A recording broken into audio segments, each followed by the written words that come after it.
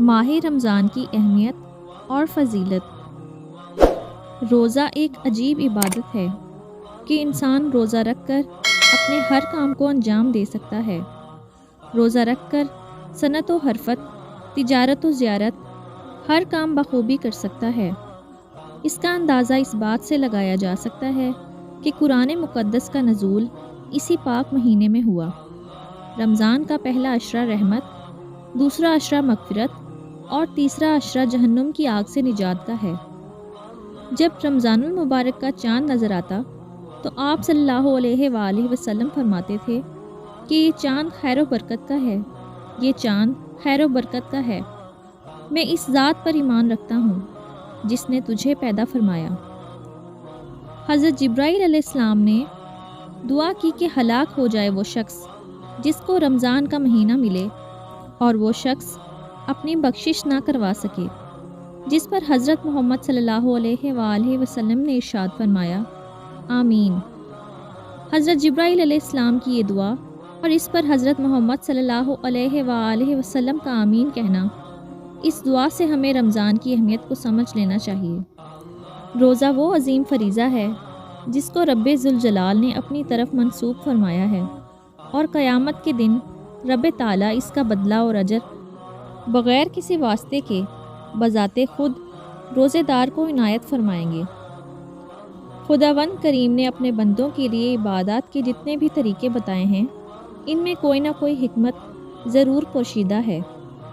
نماز خدا کے وصال کا ذریعہ ہے، اس میں بندہ اپنے معبود حقیقی سے گفتگو کرتا ہے۔ حدیث مبارکہ میں ہے کہ رمضان اللہ تعالیٰ کا مہینہ ہے، جس سے پتہ چلتا ہے کہ اس مبارک مہینے سے رب ذوالجلال کا خصوصی تعلق ہے، جس کی وجہ سے یہ مبارک مہینہ دوسرے مہینوں سے ممتاز اور جدا ہے۔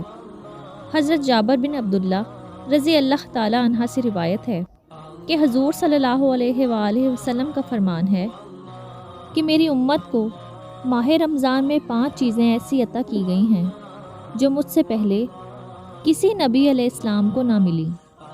پہلی یہ کہ جب رمضان المبارک کی پہلی رات ہوتی ہے تو اللہ تعالیٰ ان کی طرف رحمت کی نظر فرماتا ہے، اور جس کی طرف اللہ تعالیٰ نظر رحمت فرمائے اسے کبھی بھی عذاب نہ دے گا۔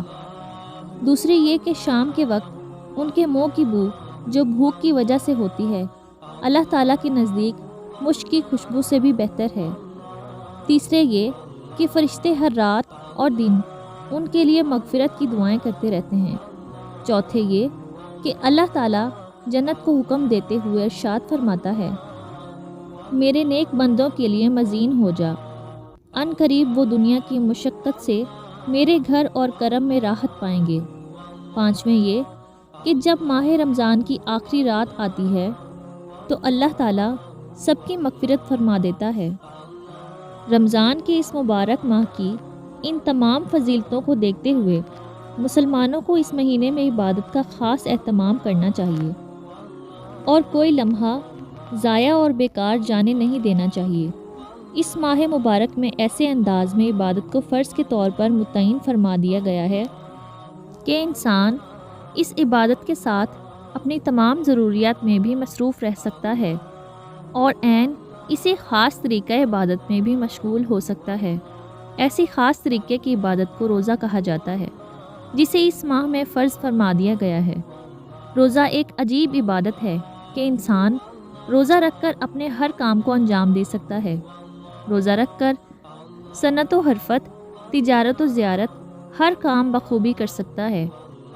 اور پھر بڑی بات یہ ہے کہ ان کاموں میں مشغول ہونے کے وقت بھی روزے کی عبادت روزے دار سے بے تکلف خود بخود صادر ہوتی رہتی ہے، اور اس کو عبادت میں مشغولی کا ثواب بھی ملتا رہتا ہے۔ ہمارے چینل حرم اسلامک ٹی وی کو جوائن کرنے کے لیے چینل کو سبسکرائب کریں اور اسلامی نالج سے اپڈیٹ رہیں۔